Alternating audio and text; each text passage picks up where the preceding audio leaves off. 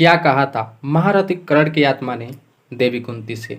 दोस्तों, महाभारत युद्ध में जहां सभी कौरवों की मृत्यु हुई, वहीं पांडवों के अपने सगे संबंधी भी मारे गए थे।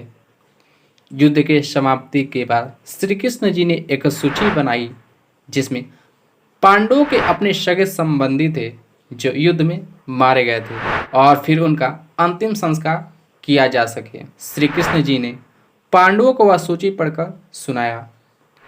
उस समय कुंती भी वहां मौजूद थी। श्री कृष्ण के द्वारा सूची पढ़ने पर कुंती रो पड़ी और मधुसूदन पुकारा। तब श्री कृष्ण जी कुंती की ओर देखकर बोले, बुआ, क्या अब भी पांडवों का कोई अपना सगा संबंधी शेष रह गया है? परंतु कुंती बिना कुछ बोले ही वहां से चली गईं और नदी किनारे जाकर खड़ी हो जाती हैं। उस नदी को देखकर कर्ण के बारे में सोचने लगती हैं कि किस प्रकार मैंने कर्ण को नदी में छोड़ दिया था।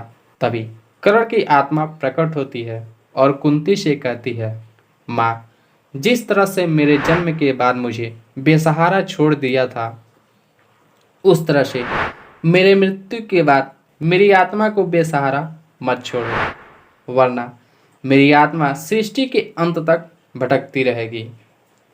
कर्ण के इस बात से कुंती रोते हुए कहती हैं, कर्ण, तुम्हारे जन्म के बाद भी मैं विवश थी और तुम्हारे लिए कुछ ना कर सकी, और आज तुम्हारे मृत्यु पर भी मैं विवश हूँ। तुम्हारे मरने के बाद तुम्हारे लिए कुछ करवा नहीं पा रही हूँ।